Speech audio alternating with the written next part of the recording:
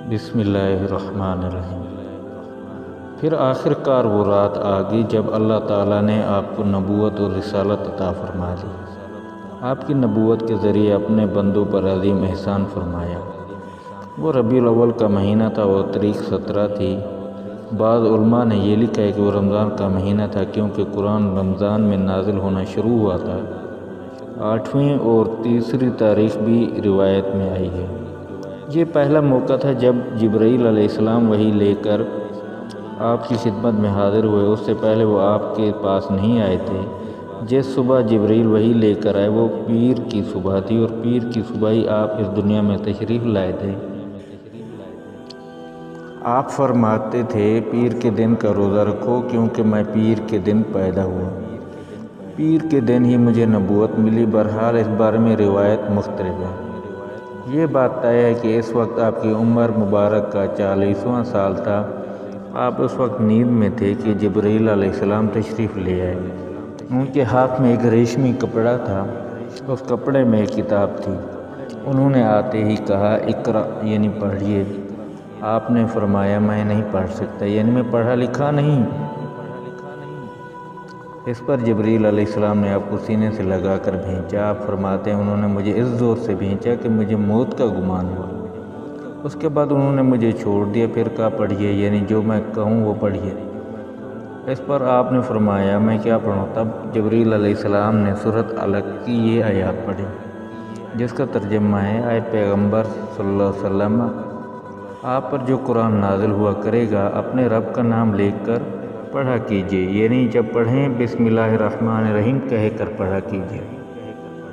جس نے مخلوقات کو پیدا کیا، جس نے انسان کو خون کے لوتھڑے سے پیدا کیا، آپ قرآن پڑھا کیجیے اور آپ کا رب بڑا کریم ہے، جو چاہتا ہے عطا کرتا ہے اور ایسا ہے جس نے لکھے پڑھوں کو قلم سے تعلیم دی اور عام طور پر انسانوں کو دوسرے ذریعوں سے ان چیزوں کی تعلیم دی جن کو نہیں جانتا تھا۔ آپ فرماتے ہیں میں نے ان آیاتوں کو اس طرح پڑھ دیا جس کے بعد وہ فرشتہ میرے پاس سے چلا گیا۔ ایسا لگتا تھا گویا میرے دل میں ایک تحریر لکھ دی گئی ہو، یعنی یہ کلمات مجھے زبانی یاد ہو گئی۔ اس کے بعد آپ گھر تشریف لائے۔ بعض روایت میں آتا ہے کہ جبرائیل علیہ السلام جب غار میں آئے تو پہلے انہوں نے یہ الفاظ کہے تھے اے محمد آپ اللہ کے رسول ہیں اور میں جبرائیل ہوں۔ آپ کی گھر تشریف آوری سے پہلے سیدہ خدیجہ رضی اللہ عنہ نے حسب معمول آپ کے لیے کھانا تیار کر کے ایک شخص کے ہاتھ آپ کے پاس بھجوا دیا تھا، مگر اس شخص کو آپ کو غار حرا میں نظر نہ آئے۔ اس شخص نے واپس آ کر یہ بات حضرت سیدہ خدیجہ رضی اللہ عنہا کو بتائی۔ انہوں نے آپ کی تلاش میں آپ کے عزیز و اقارب کے گھر آدمی بھیجے، مگر آپ وہاں بھی نہ ملے، اس لیے حضرت خدیجہ رضی اللہ عنہا پریشان ہو گئی۔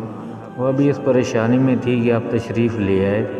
آپ نے جو کچھ دیکھا اور سنا اس کی تفصیل حضرت خدیجہ رضی اللہ عنہا سے بیان فرمائی۔ حضرت جبرائیل علیہ السلام کا یہ جملہ بھی بتایا کہ اے محمد آپ اللہ کے رسول ہیں۔ یہ سن کر حضرت خدیجہ رضی اللہ عنہا نے کہا آپ کو خوشخبری ہو، آپ یقین کیجیے قسم ہے اس ذات کی جس کے قبضے میں میری جان ہے، آپ اس امت کے نبی ہوں۔ پھر حضرت سید خدیجہ رضی اللہ عنہا نے آپ کو اپنے چچا زاد بھائی ورقہ بن نوفل کے پاس لے گئیں۔ غار والا سارا واقعہ انہیں سنایا۔ ورقہ بن نوفل پرانی کتابوں کے عالم تھے۔ ساری بات سن کر وہ پکار اٹھے قدوس قدوس، قسم ہے اس ذات کی جس کے قبضے میں میری جان ہے، خدیجہ اگر تم سچ کہہ رہی ہو تو اس میں شک نہیں۔ ان کے پاس وہی ناموس اکبر یعنی جبرائیل آئے تھے جو موسیٰ کے پاس آیا کرتے تھے۔ محمد صلی اللہ علیہ وسلم اس امت کے نبی ہیں، یہ اس بات پر یقین کر لیں۔ قدوس کا مطلب ہے وہ ذات جو ہر عیب سے پاک ہو۔ یہ لفظ تعجب کے وقت بولا جاتا ہے جیسے ہم کہہ دیتے ہیں اللہ اللہ۔ ورقہ بن نوفل کو جبرائیل علیہ السلام کا نام سن کر حیرت اس لیے ہوئی تھی کہ عرب کے دوسرے شہروں میں لوگ نے یہ نام سنا بھی نہیں تھا۔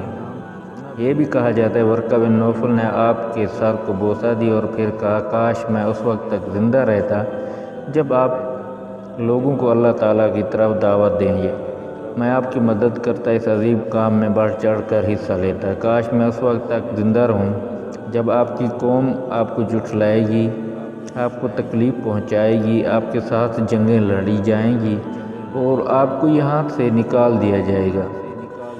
اگر میں اس وقت تک زندہ رہا تو آپ کا ساتھ دوں گا، اللہ کے دین کی حمایت کروں گا۔ آپ یہ سن کر حیران ہوئے اور فرمایا میری قوم مجھے وطن سے نکال دے گی؟ جواب میں ورقہ نے کہا ہاں، اس لیے کہ جو چیز آپ لے کر آئے ہیں اس سے لے کر جو بھی آئے اس پر ظلم ڈھائے گی۔ اگر میں نے وہ زمانہ پایا تو میں ضرور آپ کی پوری مدد کروں گا۔ ورقہ نے حضرت خدیجہ سے یہ بھی کہا تمہارے خاوند بے شک سچے ہیں، در حقیقت یہ باتیں نبوت کی ابتدا ہیں، یہ اس امت کے نبی ہیں، لیکن اس کی کچھ مدت بعد ورقہ بن نوفل کا انتقال ہو گیا، انہیں ہجون کے مقام پر دفن کیا گیا۔ چونکہ انہوں نے آپ صلی اللہ علیہ وسلم کی تصدیق کی تھی، اس لیے نبی کریم صلی اللہ علیہ وسلم نے ان کے بارے میں فرمایا ہے میں نے ورقہ کو جنت میں دیکھا، ان کے جسم پر سرخ لباس تھا۔ ورقہ کے ملاقات کے بعد آپ گھر تشریف لے آئے، اس کے بعد ایک مدت تک جبرائیل علیہ السلام آپ کے سامنے نہیں آئے۔ درمیان کا جو وقفہ ڈالا گیا اس میں اللہ تعالیٰ کی یہ حکمت تھی کہ آپ کے مبارک دل پر جبرائیل علیہ السلام کو دیکھ کر جو خوف پیدا ہو گیا تھا اس کا اثر زائل ہو جائے اور ان کے نہ آنے کی وجہ آپ کے دل میں وحی کا شوق پیدا ہو جائے، چنانچہ ایسا ہی ہوا۔ جبرائیل علیہ السلام کی آمد کے بعد سلسلہ رک جانے کے بعد آپ صلی اللہ علیہ وسلم کو صدمہ ہوا۔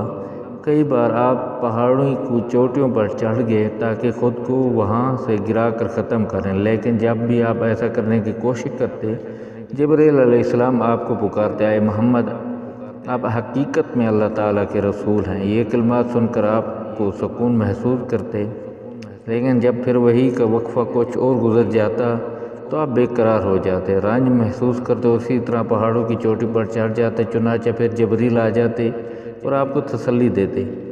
آخر دوبارہ وحی ہوئی، اس سورۃ مدثر کی پہلی 3 آیاتیں اتری جس کا ترجمہ ہے اے کپڑے میں لپیٹنے والے اٹھو، یعنی اپنی جگہ سے اٹھو اور تیار ہو جاؤ، پھر کافروں کو ڈراؤ اور پھر اپنے رب کی برائیاں بیان کرو،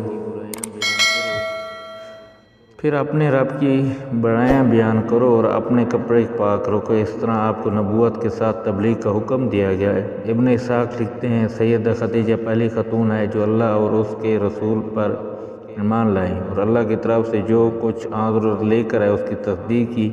مشرکین کی طرف سے آپ کو جب بھی تکلیف پہنچی، صدمہ پہنچا، سید خدیجہ نے آپ کو دلاسا دیا۔ سید خدیجہ کے بعد دوسرے آدمی حضرت ابوبکر ہیں جو آپ کے پرانے دوست تھے، انہوں نے آپ کی زبان سے نبوت کا ملنے کا ذکر سنتے ہی فوراً آپ کی تصدیق کی اور ایمان لے آئے۔ بچوں میں سیدنا علی رضی اللہ عنہ ہیں جو آپ پر پہلے ایمان لائے اور ان کے ایمان لانے کا واقعہ کچھ اس طرح ہے۔